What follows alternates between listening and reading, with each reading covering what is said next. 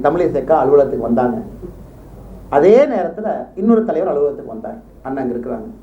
அண்ணன் இப்போ தான் திருநெல்வேலியிலேருந்து வர்றேன், உங்களுக்காக அல்வா வாங்கிட்டு வந்திருக்கேன்னு அல்வா கொடுத்தாங்க. சரிங்கண்ணா, ரைட், அந்த அல்வாவை பிரிங்க, இது எல்லாத்தையும் இப்போவே சாப்பிடுவோம். அதனால் அக்கா காரணம் இந்த நாய் இல்லை, அல்வா கொடுத்தவர் அவர் தான் திருநெல்வேலியிலேருந்து அல்வா கொண்டு வந்தார். அப்போவே அந்த அல்வாவெல்லாம் உடைச்சு நாம் அனைவரும் அமர்ந்து சாப்பிட்டு விட்டு வந்தோம். இது நகைச்சுவையாக இருந்தாலும் கூட இது பார்த்தீங்கன்னா பிரிட்டிஷ் காலகட்டத்தில் இருந்து கிட்டத்தட்ட மிக நெடிய காலகட்டத்தில் நம்ம குறிப்பாக அந்த பட்ஜெட்டை பொறுத்த வரைக்கும் யாராவது அந்த பட்ஜெட் பேப்பர்ஸை பாதுகாக்கணும், சீக்ரஸி வெளியே போகக்கூடாது, பிரிண்ட் பண்ணுறவங்களுக்கு தெரிஞ்சிடும். அதனால் சில பேர் பார்த்தீங்கன்னா அந்த பட்ஜெட் பிரிண்டிங் ரூம்குள்ளேயே தங்கிக்குவாங்க, அவங்க வெளியே வர முடியாது. அவங்கள ரூமில் போட்டு அடைச்சி வச்சிருவோம். பார்லிமெண்ட்டுக்கு அந்த பட்ஜெட் பேப்பரோட தான் திறந்தெல்லாம் வெளியே வருவாங்க. அது ஒரு ட்ரெடிஷன், இந்த அல்வா செய்யக்கூடிய ஒரு ட்ரெடிஷன். அதனால் அவர்களோடு இந்த அன்பை எல்லாம் பரிமாறி இதெல்லாம் பட்ஜெட் ப்ராசஸ் எல்லாம் முடிஞ்சு வெளியே வந்த பிறகு மறுபடியும் அவர்களுக்கு உணவளித்து. அதனால் இன்னைக்கு என்ன ராகுல் காந்தி அவங்க புரிஞ்சுக்கலினா, இந்த பட்ஜெட்டுங்கிறது பல பேர் சேர்ந்து உருவாக்கி இருப்பது, யாரோ ஒரு பேர் 2 பேர் சேர்ந்து உருவாக்குனது இல்லைங்க. நிதியமைச்சர் அவர்கள் பாராளுமன்றத்தில் பட்ஜெட்டை ப்ரெசென்ட் பண்ணுறாங்க. அதெல்லாம் நல்லா புரிஞ்சுக்கணும். அந்த வார்த்தையை பார்த்தீங்கன்னா presenting a budget. So it is not making a budget.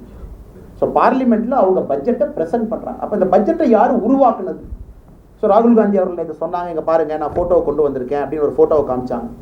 இவர்கள்லாம் தான் அந்த பட்ஜெட்டை உருவாக்குனாங்க.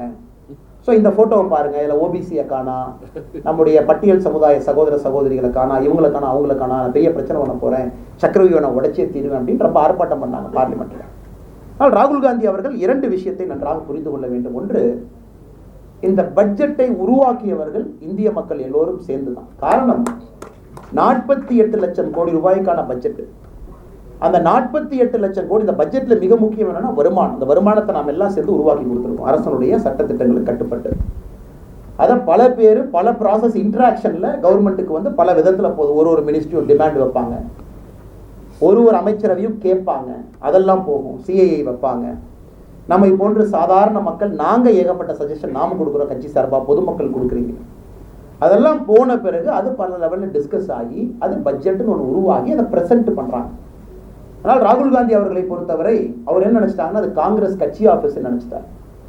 அதாவது ஒரு 4 பேர் உட்காந்து இந்தியாவை இத்தனை காலமாக எப்படி ஆண்டார்களோ அது போல தான் பட்ஜெட்டை செய்வாங்களான் இருக்கு. 4 பேர் உட்காந்து அல்வா சாப்பிட்டுட்டு பட்ஜெட்டை பண்ணி நம்ம கையில் கொடுத்துட்டாங்க அப்படின்னு. ஸோ அடிப்படை புரிதல் என்பதே ராகுல் காந்தி அவர்களுக்கு இந்த பட்ஜெட்டை பொறுத்தவரை குறைவு. 2வது, ஒரு விஷயத்தை நன்றாக புரிந்து கொள்ள வேண்டும். பண்டிட் ஜவஹர்லால் நேரு அவர்கள் எல்லா மாநில முதலமைச்சர்களுக்கு கடிதம் எழுதினாங்க, நான் ரிசர்வேஷனை அப்போஸ் பண்ணுறேன், ரிசர்வேஷன் வந்துட்டாவே குவாலிட்டி வராது அப்படிங்கிறது ஜவஹர்லால் நேரு அவர்கள் லெட்டரில் மாநிலத்தினுடைய முதலமைச்சர்களுக்கு எழுதியிருக்கிறார். அவருடைய தந்தையார், ராகுல் காந்தியுடைய தந்தையார் ராஜீவ் காந்தி அவர்கள் மண்டல் கமிஷனுடைய அறிக்கையை எதிர்த்தார். காரணம், மண்டல் கமிஷனை கொடுத்துட்டீங்கன்னா it will open up a can of worms அப்படின்னா. மண்டல் கமிஷன் அறிக்கையை மட்டும் ஏற்றுக்கிட்டோம்னா ஒரு புழு இருக்கக்கூடிய டப்பாவை திறந்து விட்டுருவீங்க, இதெல்லாம் இந்தியாவுடைய ஒருமைப்பாட்டை கெடுத்து விடும், ரிசர்வேஷனாக கொடுக்கக்கூடாது. இது ராகுல் காந்தி அவர்களுடைய குடும்பத்தில் 2 நபர்கள் ஒரு ரிசர்வேஷன் நேரடியாக எதிர்த்தாங்க. ஒருத்தவங்க மண்டல் கமிஷன் ரிப்போர்ட்டையே சமர்ப்பிக்கக்கூடாது. அதன் பிறகு விபி சிங் ஐயா வந்து அதை சமர்ப்பிச்சாங்க. எல்லோருக்கும் தெரியும் மண்டல் கமிஷன் ரிப்போர்ட் யாரு காலத்தில் உருவானுச்சு, அது யாரை கொண்டு வந்தாங்க, எதற்காக காங்கிரஸ் கட்சி அதை தாக்கல் செய்யவில்லை என்பது எல்லோருக்கும் தெரியும். அது வந்த பிறகுதான் முதலா ஓபிசி அப்படிங்கிற கிளாசிபிகேஷன்ல ஐஏஎஸ் அதிகாரிகள் ஐபிஎஸ் அதிகாரிகள் ரெக்ரூட் ஆகிறாங்க மண்டல் கமிஷன் ரிப்போர்ட் வந்த பிறகு. ஸோ மண்டல் கமிஷன் ரிப்போர்ட், அதாவது இதற்கு முன்பு உருவான, உதாரணத்துக்கு நீங்க பார்த்தீங்கன்னா 1989 மண்டல் கமிஷன் ரிப்போர்ட் வந்துச்சு. 91-92 ரிசர்வேஷன் ஆரம்பிக்குது.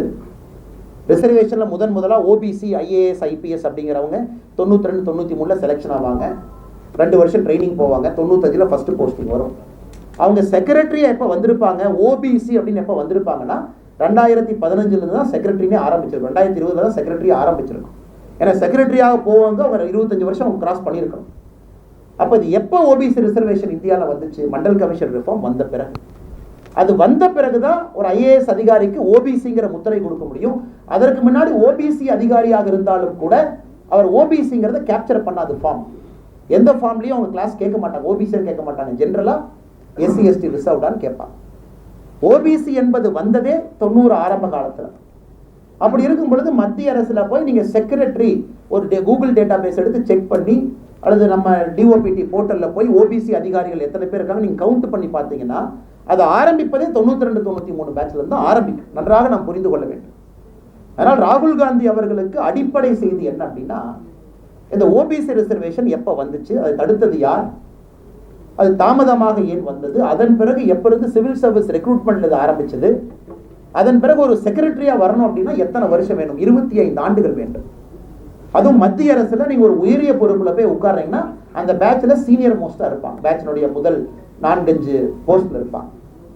இதை எல்லா மக்கள் முன்னாடி குழப்பி ஒரு பார்லிமெண்ட்ல போய் பேச வேண்டும் என்பதற்காக தன்னுடைய பொறுப்பை எல்லாம் துறந்து என்ன வேண்டுமானாலும் நான் பேசுவேன், மக்கள் அதை கேட்பார்கள் என்று ராகுல் காந்தி அவர்கள் பேசிக் கொண்டிருக்கின்றார்கள். அது துரதிர்ஷ்டம். ஸோ அந்த நேரத்தில் இது போன்ற லிட்ரேச்சர் வருவது இன்னொரு இடத்துல பாராட்டுக்குரியது. காரணம், இந்த பெசிமிசம் பாலிடிக்ஸ்ல ரொம்ப கஷ்டங்க.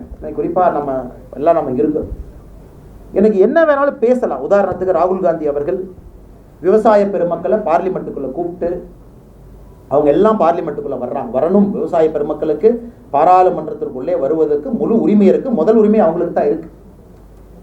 வந்தவங்க ஒரு 1000 பேர் வர்றாங்க, 100 பேர் தான் உள்ள போக முடியும், தடுத்தீங்கன்னா எப்படி விவசாயிகள் நீங்க தடுக்கலாம்? இதை வச்சு ஒரு பாலிடிக்ஸ்.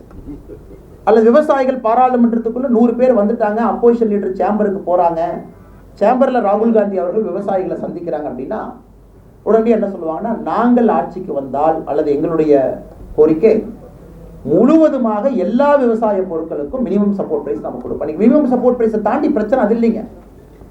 இன்னைக்கு நம்முடைய 50% காஸ்ட் மினிமம் சப்போர்ட் பிரைஸ் உற்பத்தி செய்யக்கூடிய விலையிலிருந்து இன்டு 1.5 டைம்ஸ் போட்டுங்க, அது எம்எஸ்பியில் இருக்கு.